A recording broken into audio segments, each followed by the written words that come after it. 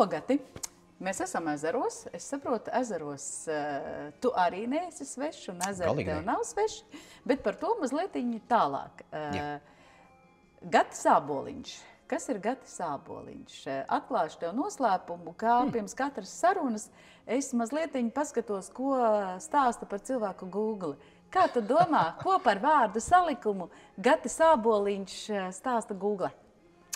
Šis ir baigi labais.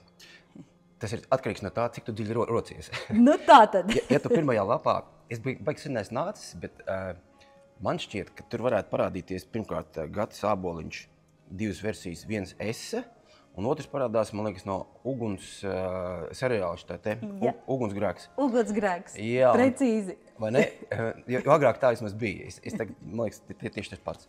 Bet Google pazīst arī tevi. Un interesanti ir tas, ka Google tevi pazīst no tās puses, kas daudziem siguldiešiem varbūt pat ir svešāka. Kā nekustamo īpašumu speciālistu. Jā.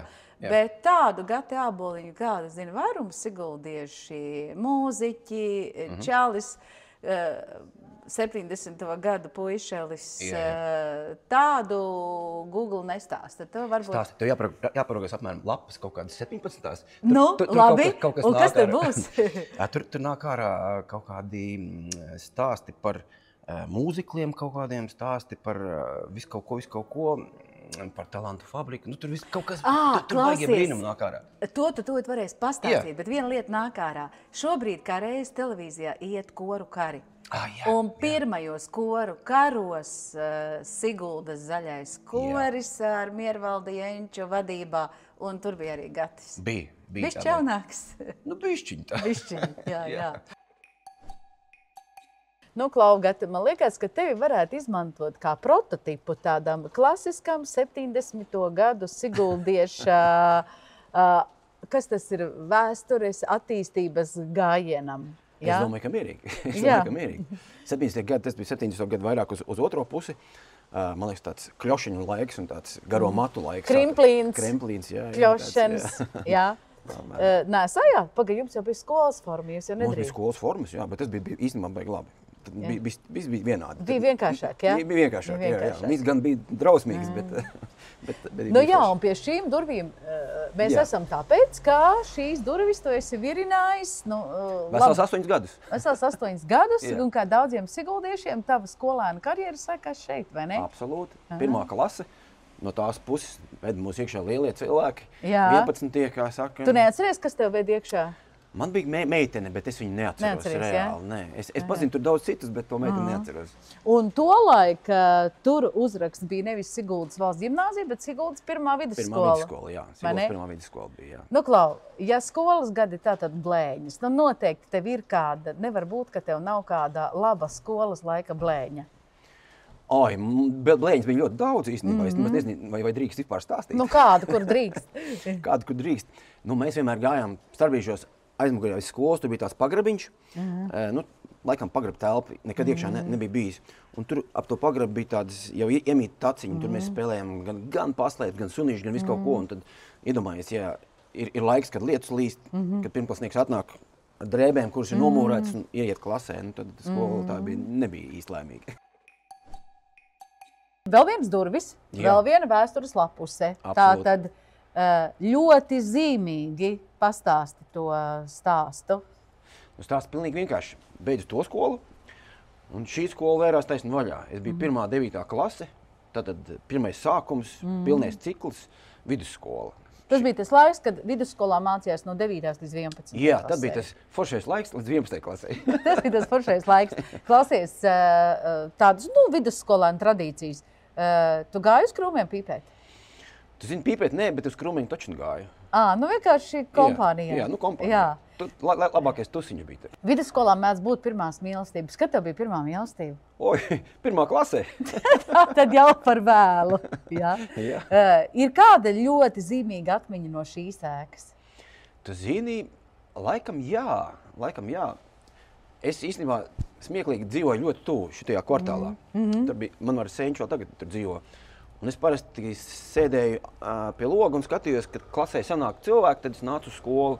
Un pats smieklīgākais, es vienmēr biju pēdējais, vienmēr nokavēju. Tā ir, tie, kas dzīvo vistuvāk, tie nāk pēdējie. Jā, un tad man mīļākais kabinets bija šitien augšā, tā ir dziedāšanas klase. Nu, mīļākais, tomēr mūzika, jā? Nu, kaut kā tā, jā. Kaut kā tā.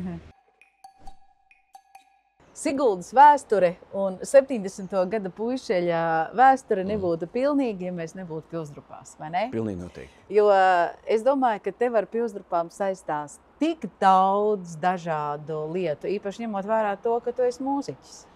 Tu zini, jā, man liekas, Pilsdrupas tā ir viena no vietām, kur ir visvairāk pavadīts laiks, tieši kā saistībā ar mūziku, ar dziedāšanu, vispārējo, un arī uz ballītēm. Taču bija šausmīgi foršas ballītes. Tagad arī foršas, bet, zini, kā saka, agrāk bija zāle zaļāka un saules požāka, tad, man liekas, arī ballītes bija krietni labākas, jā. Bet atbild man uz vienu jautājumu, ko es vienmēr esmu iedomājusies. Tu ballītes vairāk redzi no otras puses. Tev ir sūtībā sagādāt cilvēkiem prieku. Nu, kā tas ir visu mūžu stāvēt tur tajā skatuves pusē, nevis ballēt? Negribās kādreiz pašam iegriezt? Tu zini, nav tik sarežģīti, jo parasti jau tie muzikanti ir diezgan daudz, un sanāk tā, kad kāds atnāk uzlūgt, tad ir muzikantus. Tā kā nav tik trāki. Ir tā arī gadījies, jā? Ir tā arī gadījies, jā. Nu ko, varbūt uzspēlēsi? Nu labi. Tepat?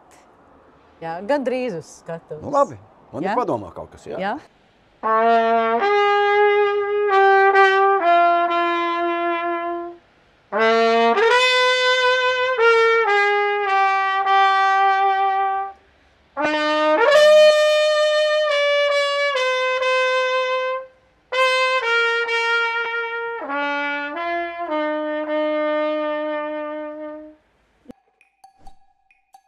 Kas tur ar to talantu fabriku?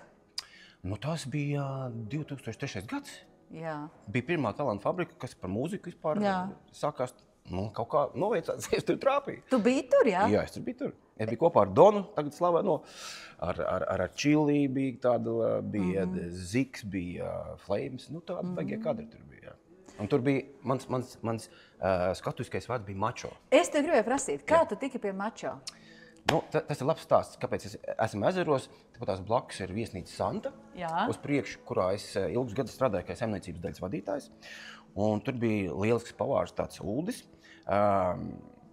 Loģiski es to vēstījumu atnesu uz darbu un saku, ziniet, baigās ziepa ir man paģēma talantu fabrikā. Es tagad nevarēšu kādus 3 mēnešus pie jums strādāt. Un visi baigi priecīgi. Es domāju, nu laikam es tik slikti strādāju, ka beidzot. Bet nē, un mums jau ir gatavs tavs stāsts, kāds te būs skatuviskais vārds. Un viss kā viens Mačo. Es domāju, kāpēc Mačo? Nu, tāpēc, ka tur kaut kāda odziņa ir. Tā es tur nonācu pie, ilgi nedomājot. Tad, principā, Santas kolēģi izdomāja tavu segvārdu priekš talantu fabrikas. Un tā tu kļuvi par Mačo, jā? Es jau domāju, ka tas kaut kāds skolas laika iesalka, bet izrādās, ka nē. Tas tāds bišķiņ vēlāk laika, jā. Tā ir ļoti liela vieglprātība no manas puses braukt sacensībās ar pieredzējušu kartinga braucēju. Tā ir ļoti liela drosme.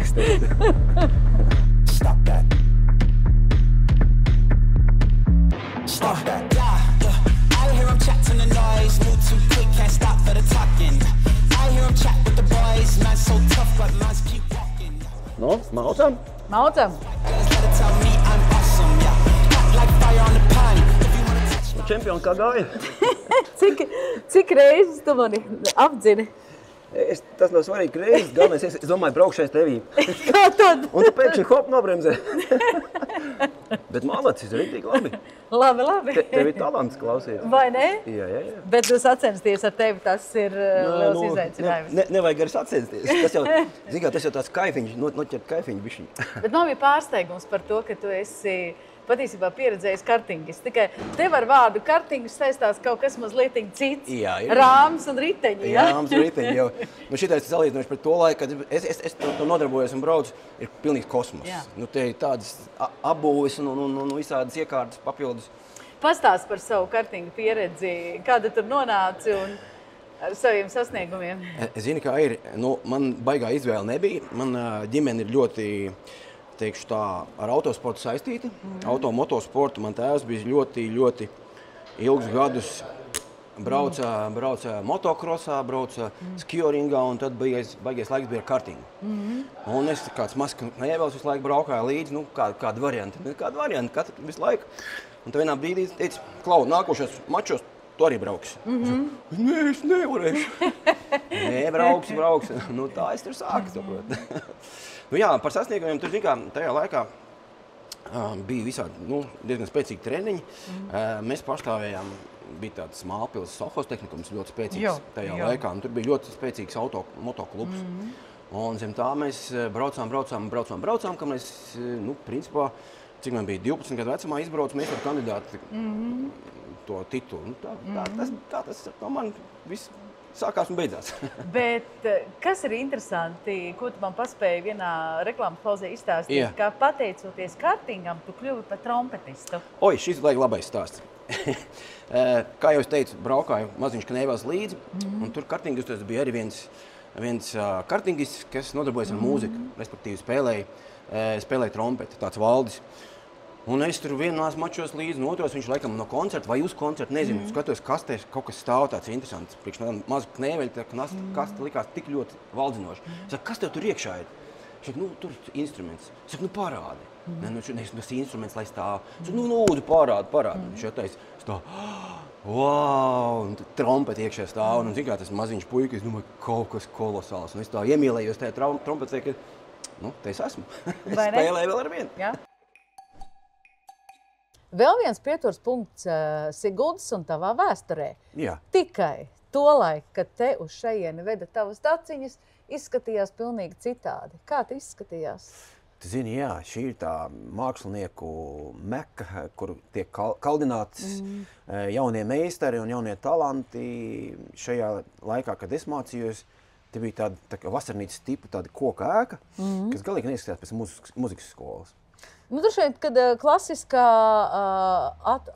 kas ir pagājušā gadsimta vasarnīca būja. Jā. Nu, tur tā ieeja bija precīzi šodien patās. Nu, skatuvu to īsti nenosauks par skatuvu, bet nu, viss tur notikās tāpatās kā šeit. Nu, tagad jau pavisam savādāk.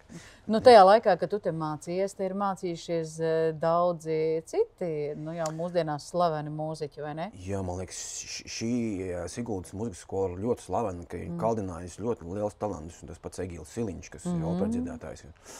Tas pats Muktiņš mūsu, kas bet dzied, un šis pats Brieškalns Mārs, kas džez bundzinieks. Nu, Gatis Āboliņš. Gatis Āboliņš, Martis Gāga. Martis Gāga, jā, Arčs, tas taču mēs trakums visāds taisījām kopā. Tu mūzikas skolā biji tas apzinīgais, vai tu vienkārši gāji tāpēc, ka gāji? Tu zini, nē, es biju tāds gudrais. Es biju gudrais. Tā, kad vajadzēja, es biju apzinīgais, un tā, kad nevajadzēja, es biju tāds, kāds es biju. Tu mācēji peldēt, kā vajag, Es mācēju pielāgoties, jā. Maģiski ir šī vieta, un šajā vietā ir īstais brīdis pielikt mūsu sarunai punktu. Un punkts ir tajā brīdī, kad es uzdodu jautājumu, kā būtu, ja nebūtu Gatis Āboliņš. Vienu lietu es pateikšu priekšā. Ja nebūtu Gatis Āboliņš, tad Siguldā nebūtu viena čaļa, kurš ļoti mīl šo vietu, šo pilsētu, šos cilvēkus, vai ne? Es tev pilnīgi piekrītu, jā. Nu, es esmu absolūti siguldietis no līdzi. Kā būtu, ja nebūtu Gatis Āboliņš? Nu, droši vien, ka visums neko baigi nezaudētu. Bet es varbūt šai lietai pieeju no tādas filozofiskās puses un teiktu tā, ka ikvienam no mums ir šai dzīvē zināma vieta un loma. Tas tā kā mēs katrs esam tāds maziņš zobratiņš te lielajā mehānismā. Un ja kaut kāds zobratiņš īsti nestrādā, tas mehānisms arī tā kā klibojot iet. Un es domāju, tad bez tā Gata Āboliņa arī tā īsta pasaule nebūtu tik laba, kāda viņa ir. Vai ne? Jā. Un gan jau absolventu orķestrī to trompeti pūstu kāds cits, jā? Nu, droši vien, ka pūst cits, jā. Bet tas būtu citādāk. Tas būtu citādāk.